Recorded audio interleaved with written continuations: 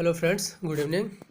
हम लोग SSC GD के एग्ज़ाम को ध्यान में रखते हुए उसके पिछले वर्षों में पूछे गए प्रश्नों को हल कर रहे हैं। साथ ही साथ एसएससी लेवल पर जितने भी एग्ज़ाम हो रहे हैं उसके सभी जीके जीएस प्रश्नों को हल कर रहे हैं। तो समय ना गंवाते हुए हम लोग वीडियो को शुरू करते हैं। तो आज का हमारा पहला क्वेश्चन है, मांसपेशियों में ऐंठन का कारण होता है। ऑप्शन क्या है? Lactic acid, nucleic acid, DNA या फिर आरएनए। तो इसका राइट आंसर की अगर बात करें तो इसका राइट आंसर क्या हो जाएगा आपका? तो आपका हो जाएगा लैक्टिक एसिड। अगर ऑप्शन क्या है? Nucleic acid. तो न्यूक्लिक एसिड में क्या पाया जाता है? तो carbon, hydrogen, oxygen, nitrogen, phosphorus आदि पाया जाता है न्यूक्लिक एसिड में।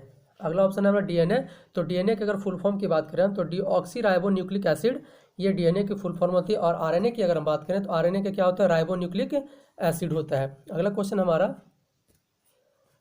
गोल गुंबज कहाँ स्थित है? ये आपका ऑप्शन क्या है इसमें? तो इसमें नवादा, पटना, गया या फिर बोध गया। तो इसका राइट आंसर की अगर बात करें तो इसका राइट आंसर हो जाएगा आपका पटना, है ना। और अदर ऑप्शन की अगर बात करें तो नवादा क्या है? तो पूर्वोत्तर भारत की पहली ग्लास ब्रिज ये कहाँ पे बनाई गई थी? तो वो नवादा में बनाई गई है ना। और पटना क्या है? तो पाटलिपुत्र का नाम परिवर्तन करके शेर शाह सूरी ने इसका नाम परिवर्तन करके पटना किया था। कब किया था? तो 1541 ईस्वी में किया था इसका नाम परिवर्तन करके पटना। अगला ऑप्शन मेरा गया। तो बिहार में सबसे ज़्यादा अगर हम देखें गर्मी या फिर ठंड, तो सबसे ज़्यादा कौन से ज़िले में पाई जाती है? तो वो आपका गया जिला में पाया जाता है। अदर ऑप्शन क्या है? बोध गया। तो गौतम बुद्ध को ज्ञान की प्राप्ति कहाँ पे हुआ था? वो हुआ था बोध गया में। ठीक है। अगला क्वेश्चन हमारा, ब्रिक्स समूह में शामिल देश नहीं है। यहाँ पे क्वेश्चन पूछ रहा है शामिल देश नहीं है। ठीक है। ब्रिक्स क्या होता है? BRICS ब्रिक्स होया। तो इसमें कौन कौन सा देश है? तो आपका ब्राज़ील होगा। R4 क्या हो जाएगा? रसिया हो जाएगा। I4 क्या हो जाएगा? इंडिया हो जाएगा। C4 क्या होगा? चाइना हो जाएगा। S4 क्या हो जाएगा? आपका साउथ अफ्रीका हो गया। ब्रिक्स की अगर स्थापना की हम बात करें तो इसकी स्थापना कब हुआ था? तो ये आपका स्थापना हुआ था इसका 2006 में, है ना। उस टाइम इसका नाम क्या था? तो उस टाइम इसका नाम था ब्रिक। ठीक है। और इसमें 2010 में साउथ अफ्रीका को जोड़ा गया, तब इसका नाम क्या हो गया फिर? तो इसका नाम क्या रखा गया फिर? ब्रिक्स रखा गया। ठीक है। अगर हम इसका 2021 की बैठक की बात करें हम, तो 2021 में इसकी बैठक कहाँ? 2021 की हम बैठक की बात करें तो 2021 में बैठक कहाँ पे हुआ है? भारत में हुआ है ना। इसका 13वां संस्करण है ये। अगर इसकी मुद्रा की हम बात करें, ब्रिक्स की मुद्रा की हम बात करें तो वो क्या हो जाते हैं? इसे हम R5 के नाम से जानते हैं। कौन से नाम से? R5 के नाम से जानते हैं। चूँकि ब्राज़ील, रसिया, इंडिया, चाइना और साउथ अफ्रीका की अगर हम करेंसी की बात करें तो ये हो जाती है, ब्राज़ील का क्या हो जाता है?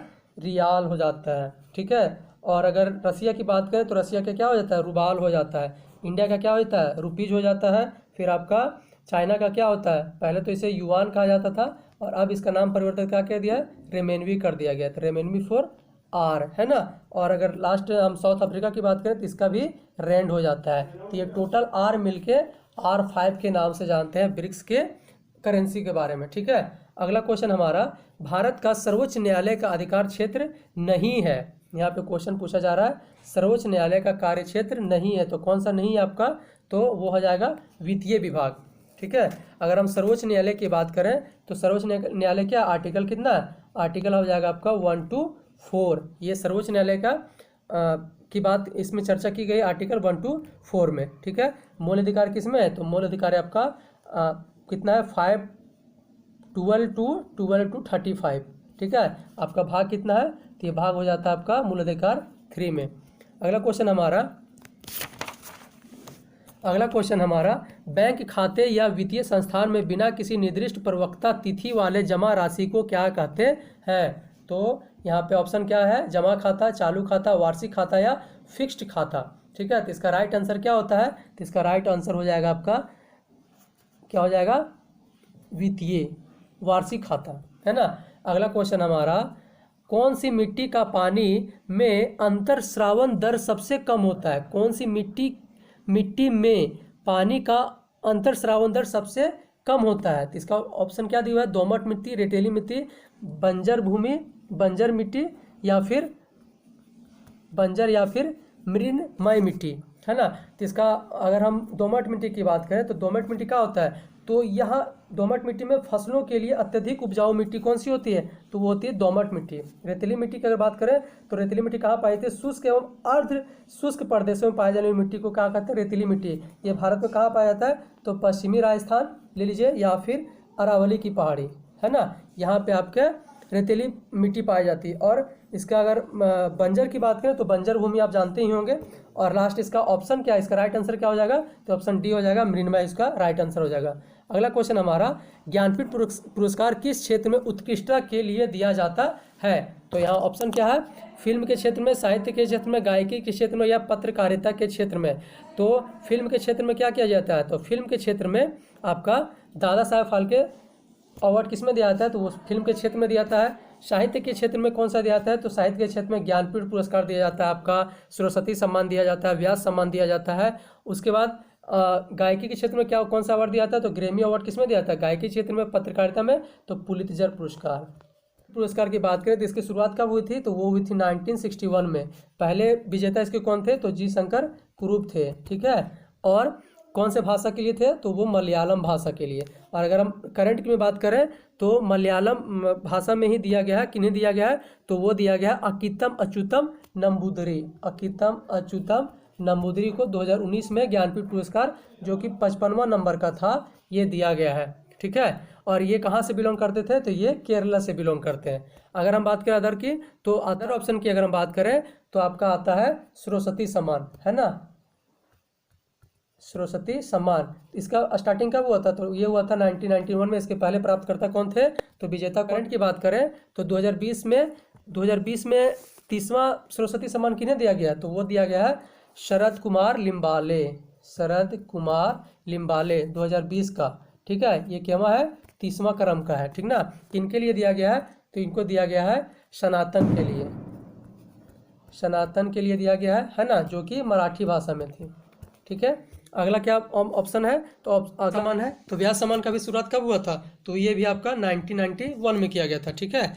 अगर हम पहला विजेता की बात करें तो रामविलास शर्मा, रामविलास शर्मा, ठीक है। और अगर हम करंट की बात करें तो करंट में क्या था, 2020 का किन्हें मिला है, तो 2020 का मिला है शरद पगारे को दिया गया है, ठीक ना।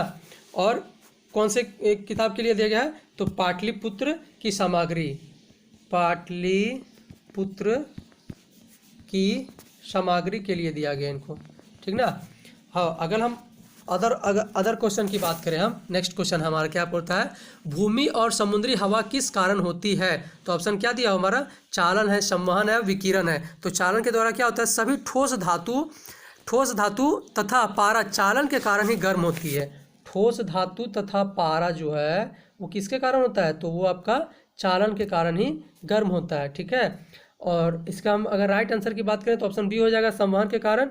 और अगर विकिरण से क्या होता है, तो सूर्य से ऊष्मा पृथ्वी तक किस कारण पहुंचती है, तो वो विकिरण के द्वारा ही पहुंचता है। सूर्य से ऊष्मा पृथ्वी तक इसी विधि के द्वारा पहुंचता है, किसकी कौन सी विधि, तो विकिरण विधि के द्वारा। अगला क्वेश्चन हमारा, कौन सा विरासत स्थल वास्तुकला की बेहतरीन द्रविड़ शैली को कहा जाता है, तो द्रविड़ शैली कहाँ पे होता है, तो ये आपका साउथ साइड में जितने भी मंदिर हैं वो आपको द्रविड़ शैली में ही बनाया गया है, ठीक है। इसका अगर राइट आंसर की बात करें हम तो वो हो जाएगा आपका हम्पी। ये क्या है, तो ये आपका कर्नाटक में है, ठीक है। अदर ऑप्शन है, अगला ऑप्शन हमारा एहोल, ये एहोल हो जाएगा, एहोल हो जाएगा। तो ये भी कहाँ पे है, ये भी कर्नाटका में है। नेक्स्ट ऑप्शन हमारा क्या है, तो वो आपका रामनाथ स्वामी मंदिर, तो ये कहाँ पे है, ये आपका तमिलनाडु में है। और लास्ट ऑप्शन क्या है, नटराज मंदिर, तो ये भी आपका तमिलनाडु। ये सभी मंदिरों कौन सी द्रविड़ शैली में बनाई जाती है, तब साउथ इंडियन की जितनी भी मंदिर होती है साउथ इंडियन की, वो सभी मंदिरें द्रविड़ शैली में बनाई जाती है। अगला हमारा, जठर द्वारा स्रावित बलगम की भूमिका क्या है, तो ऑप्शन क्या हमारा, भोजन का आमाशय तक पहुंचाना, आदित्य पाचन और अवशोषण होना, पेट में परत की रक्षा करना। तो इसका राइट आंसर क्या हो जाएगा, इसका राइट आंसर होगा आपका पेट में परत की रक्षा करना। अदर ऑप्शन क्या, भोजन का आमाशय तक पहुंचाना, तो इसमें क्या होता है, तो किसके द्वारा होता है, तो ग्रास नली के द्वारा भोजन का आमाशय तक पहुंचाया जाता है। उसके बाद क्या है, अधिकतर पाचन और अवशोषण कहाँ पे होता है, ये अधिकतर है ना, ये अधिकतर हो जाएगा यहाँ, अधिकतर पाचन और शोषण कहाँ पे होता है, तो वो होता है आपका छोटी आंत में, छोटी आंत। ठीक है। अगला क्वेश्चन क्या है कि पहाड़ी पर चढ़ने वाला व्यक्ति आगे क्यों झुकता है। तो इसका ऑप्शन क्या दिया हुआ है, थकान कम करने के लिए, गति को बढ़ाने के लिए, स्थिरता बनाने के लिए, या फिसलने से बचने के लिए। तो इसका राइट आंसर क्या हो जाएगा, स्थिरता बनाने रखने के लिए। ठीक है। पहाड़ी पर चढ़ने वाला व्यक्ति आगे क्यों झुकता है, तो स्थिरता बनाने रखने के लिए। अगला क्वेश्चन है, अशोक द्वारा नियुक्त धार्मिक अधिकारी किस नाम से जाने जाते थे। तो अशोक द्वारा नियुक्त धार्मिक अधिकारी किस नाम से जानते थे, तो इसका राइट आंसर हो जाएगा आपका ऑप्शन ए आपका हो जाएगा धम्मा के नाम से जानते हैं। ये क्या थे, तो धार्मिक अधिकारी, ये आपका कीवर्ड पकड़िएगा, तो धम्मा हो जाएगा और आपका धार्मिक हो जाएगा, है ना। अगला ऑप्शन क्या है, रज्जुक। तो इनका कार्य क्या था, तो न्याय कार्य करने वाले अधिकारी को क्या कहते थे, न्याय कार्य करने वाले अधिकारी को हम रज्जुक कहते थे। अगला ऑप्शन क्या है, समाहर्ता। तो इनका कार्य क्या था, तो कर निर्धारण करने वाला कौन होता था, कर मतलब टैक्स निर्धारण करता, टैक्स निर्धारण करने वाला को क्या कहते थे, तो वो करते थे समाहर्ता। अगला ऑप्शन क्या है, व्यवहारिक का क्या काम था, तो न्यायाधीश का काम था। न्यायाधीश का काम कौन करता था, तो वो करता था व्यवहारिक करता था। अगला क्वेश्चन हमारा, जातक कथाएं किस संप्रदाय से जुड़ी हुई है। तो ऑप्शन क्या है, बौद्ध धर्म, जैन धर्म, वैष्णव धर्म या शिव धर्म। तो इसका राइट आंसर क्या हो जाएगा आपका, बौद्ध धर्म। अगला ऑप्शन है जैन धर्म। तो जैन धर्म के 24वें तीर्थंकर कौन थे, तो महावीर थे, है ना, महावीर थे। और वैष्णव धर्म की बात करें हम, तो वैष्णव धर्म में क्या है, तो विष्णु भगवान के 10 रूप को प्रतिपादित किया गया है। विष्णु धर्म में क्या गया, वैष्णव धर्म में तो 10 रूपों को प्रतिपादित किया गया है। ठीक है, विष्णु भगवान के नाम से ही पता चल रहा है। अगला ऑप्शन है शैव धर्म, शिव नहीं शेव हो जाएगा यहाँ पे क्या है, शैव धर्म। इसमें क्या है, ये कौन से भगवान से रिलेटेड है, तो शिव भगवान से। तो यह लोग भगवान शिव की उपासना करते थे। अगला क्वेश्चन क्या हमारा, 2018 राष्ट्रमंडल खेल कहाँ आयोजित किए गए थे। तो ऑप्शन क्या है, बर्मिंघम होगा, यहाँ पे है आपका बर्मिंघम। ठीक है, बर्मिंघम हो जाएगा। ऑप्शन क्या, अदर क्या ऑप्शन, कतर है, गोल्ड कोस्ट है या यूएसए है ना, यूएसए संयुक्त राज्य अमेरिका। तो इसका राइट आंसर क्या हो जाएगा आपका, इसका राइट आंसर हो जाएगा आपका 2018 का पूछ रहा है, तो 2018 का कहाँ पे हुआ था, गोल्ड कोस्ट ऑस्ट्रेलिया में। गोल्ड कोस्ट ऑस्ट्रेलिया की अगर कैपिटल की बात करें तो कौन सा है, कैनबरा है ना, कैनबरा है इसका कैपिटल। और यहाँ का करेंसी क्या आपका, यहाँ का करेंसी हो जाएगा डॉलर। ठीक है, नेक्स्ट ऑप्शन क्या है मेरा, कतर में क्या है, तो 2022 का फीफा वर्ल्ड कप कहाँ पे होगा, तो आपका कतर में 2022 का। उसके बाद गोल्ड कोस्ट 2018 हो गया। बर्मिंघम में क्या हो जाएगा, ये आपका 2022 का राष्ट्रमंडल खेल होगा, है ना, 2022 का। और यूएसए में क्या है, तो यूएसए और कनाडा, यूएसए प्लस कनाडा क्या है, तो 2026 का फीफा वर्ल्ड कप कौन कौन होस्ट करेगा, तो यूएसए और कनाडा करेगा। ठीक है, अगला क्वेश्चन हमारा, कैबिनेट ने 2018 में इसके लिए गेहूं का न्यूनतम समर्थन मूल्य कितने रुपये तक बढ़ा दिया गया है। तो इसका राइट आंसर क्या हो जाएगा आपका, इससे कुछ लॉजिक नहीं है, 110 रुपये। ठीक है, अगला क्वेश्चन हमारा, शुद्धि आंदोलन का संस्थापक कौन थे। क्वेश्चन क्या पूछता है, शुद्धि आंदोलन का संस्थापक कौन थे। तो ऑप्शन है आपका स्वामी दयानंद सरस्वती, विवेकानंद, राजाराम मोहन राय, सरदार वल्लभ भाई पटेल। तो इसके अगर हम अगला क्वेश्चन हमारा, शुद्धि आंदोलन का संस्थापक थे। तो ऑप्शन क्या हमारा, स्वामी दयानंद सरस्वती, विवेकानंद, राजाराम मोहन राय या सरदार वल्लभ भाई पटेल। तो इसका राइट आंसर क्या हो जाएगा, तो इसका राइट आंसर हो जाएगा स्वामी दयानंद सरस्वती। अदर ऑप्शन क्या है, विवेकानंद। तो रामकृष्ण की स्थापना किन्होंने किया था, तो विवेकानंद ने किया था। कब किए थे, तो 1897 में किए थे। ठीक है, अगला ऑप्शन क्या है, राजाराम मोहन राय। तो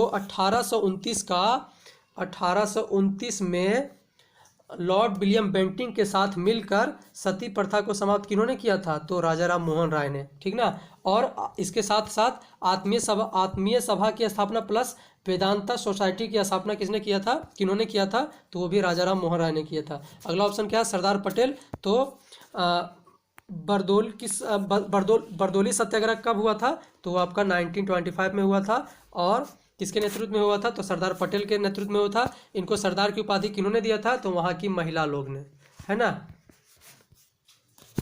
अगला क्वेश्चन हमारा, बैंकिंग की दर किस एजेंसी द्वारा तय की जाती है? बैंकों में दर या उसको टैक्स बोलें, किस एजेंसी के द्वारा तय किया जाता है? तो ऑप्शन क्या आपका? आरबीआई, वर्ल्ड बैंक, नाबार्ड या सिडबी। तो हम हर एक शिफ्ट में देख रहे हैं कि आरबीआई से क्वेश्चन पूछा जा रहा है। तो आरबीआई का क्या है? तो इसका एक्ट क्या है? 1934 है। इसकी स्थापना कब हुआ था? 1935 को हुआ था। कौन से समिति के द्वारा हुआ था? यंग हिल्टन समिति थे, है ना। यंग हिल्टन समिति के द्वारा आरबीआई का स्थापना हुआ है। उसके बाद अगर बात करें वर्तमान में कौन है, तो इसके 25वें अध्यक्ष कौन है? तो शक्तिकांत दास है। और शक्तिकांत दास को दोबारा नियुक्त किया गया है 3 सालों के लिए, ठीक है। अगला ऑप्शन क्या आता है आपका? World bank. तो वर्ल्ड बैंक क्या अगर हम बात करें तो इसके एक्ट क्या था, अधिनियम क्या का था? तो 1944 का था। स्थापना कब हुआ था? तो 1945 में किया गया था, है ना। इसका हेडक्वार्टर कहाँ पे है? तो इसका हेडक्वार्टर वाशिंगटन डीसी है। और अगर इसके हेड की बात करें तो डेविड, इसका हेड कौन है? तो इसके हेड है डेविड मलपास। डेविड मलपास इसके हेड हो जाते हैं, ठीक है। अगला ऑप्शन क्या है मेरा? नाबार्ड। तो नाबार्ड का स्थापना कब हुआ था? तो नाबार्ड का स्थापना हुआ है आपका 12 जुलाई 1982 को। इसका हेडक्वार्टर कहाँ पे है? तो आपका मुंबई में है। अगला ऑप्शन आपका सिडबी। तो इसका स्थापना की बात करें हम तो इसका स्थापना कब हुआ था? सिडबी का स्थापना कब हुआ था? तो वो हुआ था आपका 2 अप्रैल 1990 को किया गया था। इसका हेडक्वार्टर की बात करें, याद रखिएगा, इसका हेडक्वार्टर हो जाएगा लखनऊ। चूँकि सभी बैंकों का हेडक्वार्टर कहाँ पे है? तो आपका मुंबई में है। तो इसलिए ये क्वेश्चन थोड़ा इंपॉर्टेंट बन जाता है। और इसमें आपको ध्यान रखना पड़ेगा कि सिडबी का अगर हेडक्वार्टर पूछा जाए तो आपका हो जाएगा कहाँ पे? लखनऊ में हो जाएगा। अगला क्वेश्चन है, रियो डी जेनेरियो की पृथ्वी शिखर सम्मेलन किस वर्ष में आयोजित की गई थी? तो ऑप्शन क्या है? 1993, 1997, 71, 1945 या 1992। तो इसका राइट ऑप्शन आंसर क्या हो जाएगा? 1992 हो जाएगा, ठीक है। 1945 की हम बात करें तो वर्ल्ड बैंक के साथ IMF की भी स्थापना कब हुआ था? तो वो भी आपका ये 1945 में ही किया गया था। इसका भी हेडक्वार्टर कहाँ है? वाशिंगटन डीसी में है। 1971 में क्या हुआ था? तो 16 दिसंबर 1971 को बांग्लादेश पाकिस्तान से आज़ाद हुआ था। बांग्लादेश का पहला नाम क्या था? पहले नाम क्या था? तो पूर्वी पाकिस्तान। इसे किस नाम से जाना जाता था? पूर्वी पाकिस्तान के नाम से जाना जाता था, ठीक है। अगला क्वेश्चन क्या है? अगला ऑप्शन क्या है? 1993 में क्या हुआ था? मानवाधिकार आयोग की स्थापना की गई, ठीक ना। और मानवाधिकार आयोग की बात करें तो इसके पहले अध्यक्ष कौन थे? तो इसके पहले अध्यक्ष थे रंगनाथ मिश्रा थे, ठीक ना। और अगर वर्तमान की बात करें तो वर्तमान में कौन है आपके अध्यक्ष? अरुण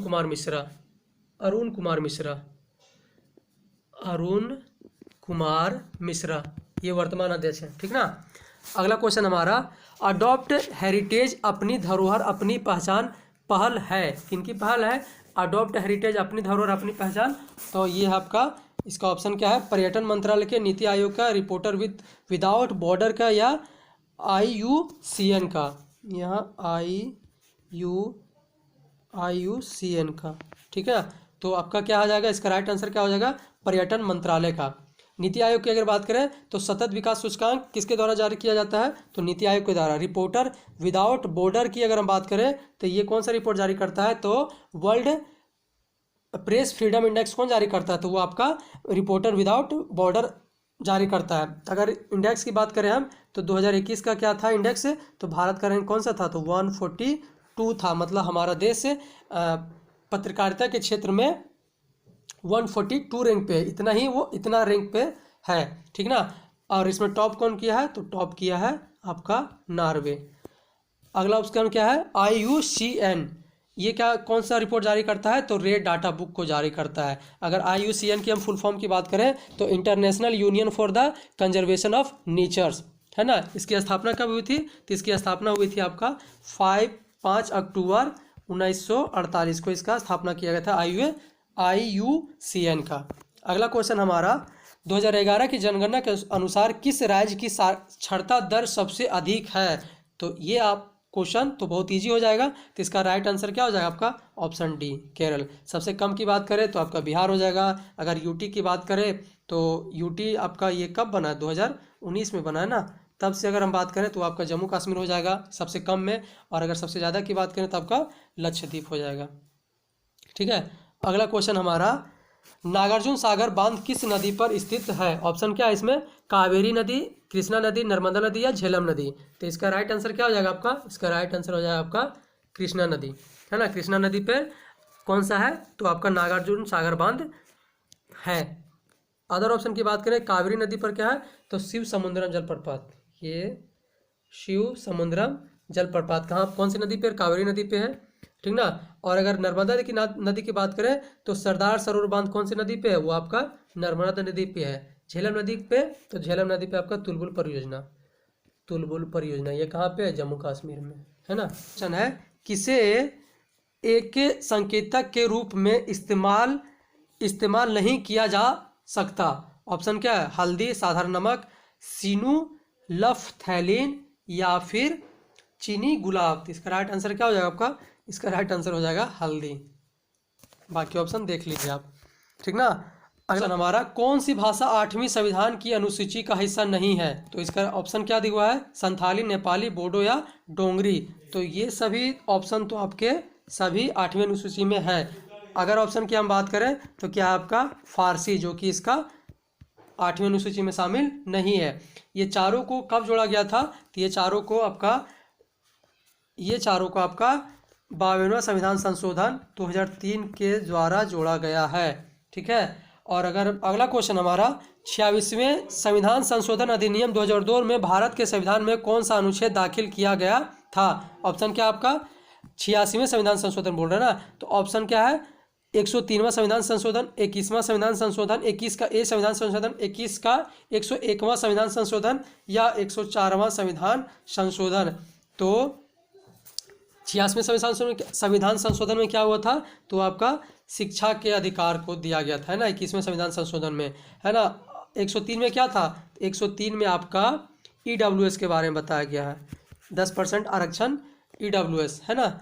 उसके बाद 101 में क्या था? तो GST। 104 में क्या है? तो एंग्लो इंडियन पद की समाप्ति कर दी गई है।